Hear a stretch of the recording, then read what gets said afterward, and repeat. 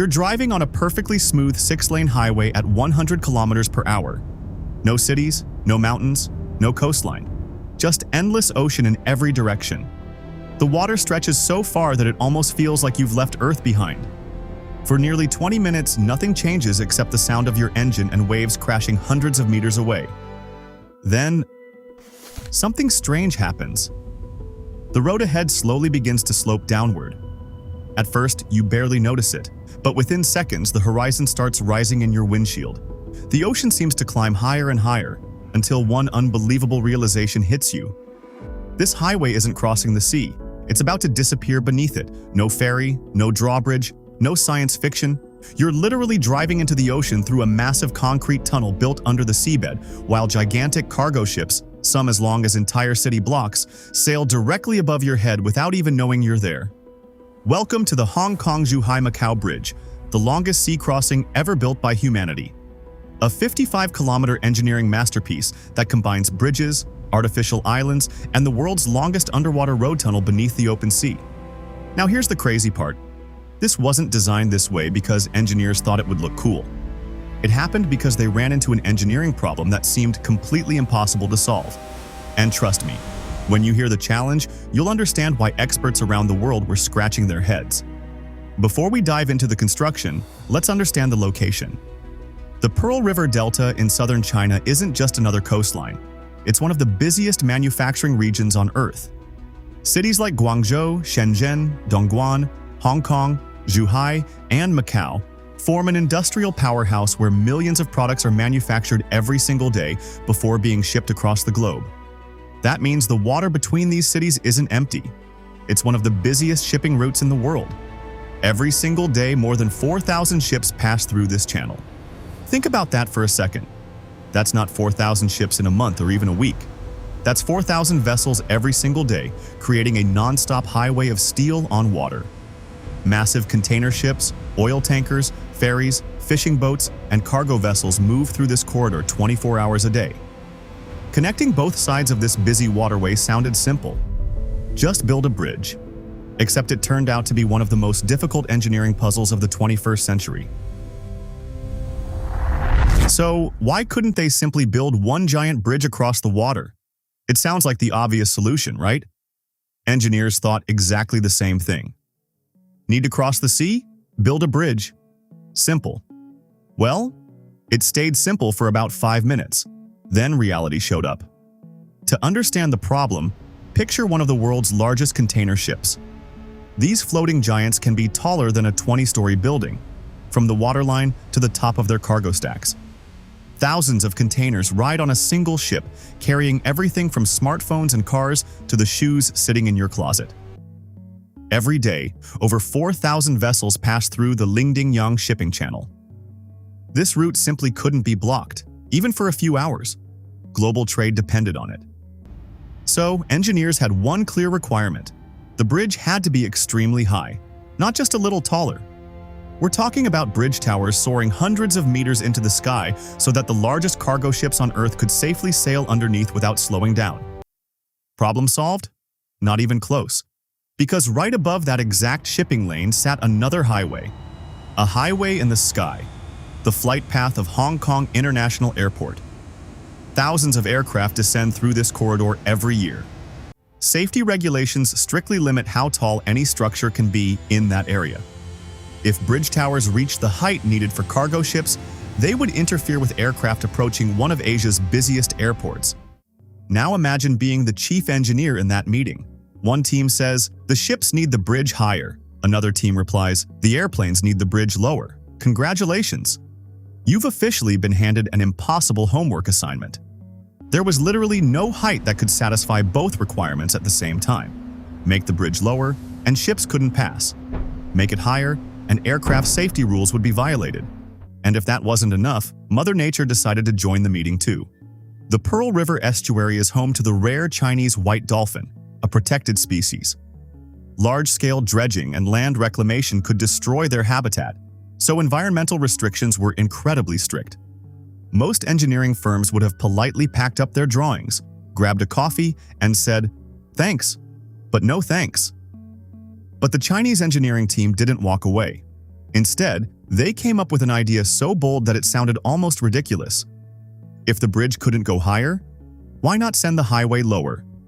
Instead of staying above the sea, the road would suddenly become an underwater tunnel, and then rise back up as a bridge on the other side. It sounded crazy. But here's the question nobody thinks about. Where does the tunnel actually begin?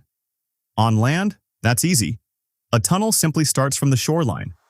Out in the middle of the ocean, there was no shoreline. Just nearly 40 meters of water above thick, soft marine mud. No solid ground, no natural island. Nothing capable of supporting a tunnel entrance, ventilation systems, emergency exits, fire protection equipment, drainage, electrical systems, or monitoring stations. So before they could even think about building the tunnel, they first had to build the land itself. Yes, you heard that correctly. The engineering team decided to create 2 artificial islands in the middle of the sea, one at each end of the future tunnel. Each island would cover around 100,000 square meters, roughly the size of 25 acres.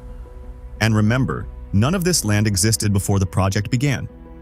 Normally, engineers create artificial islands by dumping millions of tons of rock and sand into the ocean until a mound rises above the water. It works, but it's painfully slow. Even worse, it requires massive dredging that would disturb huge sections of the seabed, exactly what environmental regulations protecting the Chinese White Dolphins were trying to prevent. So the engineers threw the old rulebook away. Instead of building the islands from the inside out, they built them from the outside in. The team manufactured 120 gigantic steel cylinders onshore. Each cylinder measured around 22 meters in diameter, wider than a 4-lane highway, and weighed as much as 513 tons. Getting them to the construction site was only half the challenge. Each cylinder had to be floated across open water, positioned with incredible precision, and then driven up to 33 meters deep into the seabed using 8 synchronized vibratory hammers working together. Once every cylinder was in place, they formed enormous circular walls. Engineers sealed the rings, pumped out the water, and filled the interiors with material until solid dry land appeared where open sea had existed just months earlier. By now, the engineers had done something almost unbelievable. They had built 2 artificial islands in the middle of the ocean. Now came the real test, building a highway beneath the seabed. Most people imagine underwater tunnels being drilled through solid rock using giant tunnel boring machines. That works in places like the Channel Tunnel between Britain and France. But the Pearl River estuary had a completely different problem. Instead of hard rock, the seabed was made of soft, waterlogged marine sediment. Trying to bore through it would have been extremely risky and impractical for a project of this scale. So the engineers chose a completely different approach. Instead of digging the tunnel, they built it on land first. Sounds strange? It gets even crazier. The entire tunnel was divided into 33 massive concrete sections inside a dry dock. Each section measured about 180 meters long, contained dual 3-lane highways, emergency escape passages, ventilation systems, and weighed an incredible 76,000 to 80,000 tons, roughly the weight of a Nimitz-class aircraft carrier. Each tunnel section was sealed at both ends so it could float like a gigantic ship. Powerful tugboats slowly towed these floating giants into the open sea, where the real challenge began. Engineers had already excavated a trench on the seabed. One by one, every tunnel section was carefully flooded with water, so it slowly sank toward the bottom of the ocean. But here's the unbelievable part. It couldn't be close enough. Each section had to land within just a few centimeters of the previous one. If the alignment was even slightly off, the waterproof seal between the sections could fail. 40 meters below sea level, that wasn't a small mistake. It could become a catastrophic flood inside a tunnel that would eventually carry thousands of vehicles every day. And they weren't doing this in crystal-clear tropical water. Visibility was terrible because the estuary is filled with river silt. Divers often couldn't even see the structure they were working on. Instead, positioning teams relied on advanced GPS systems, sonar equipment, sensors, and incredibly precise engineering calculations to guide every section into place. Think about that for a second. They were parking an object weighing nearly as much as an aircraft carrier, in muddy water, in ocean currents, with ships passing nearby, to an accuracy measured in centimeters, And they repeated that feat 33 times. The final closure joint completed in 2017 connected every section into one continuous underwater tunnel, creating the world's longest immersed road tunnel and one of the most challenging marine engineering achievements ever completed. When the Hong Kong Zhuhai Macau Bridge finally opened in 2018, it cut travel time between Hong Kong and Zhuhai from nearly 3 hours to around 40 to 50 minutes. More than that, it proved that when engineers face an impossible problem, sometimes the answer isn't to build higher, it's to build smarter. And that's what makes this project unforgettable. It isn't just the world's longest sea crossing. It's a reminder that some of history's greatest engineering achievements begin with a simple sentence: everyone says it can't be done.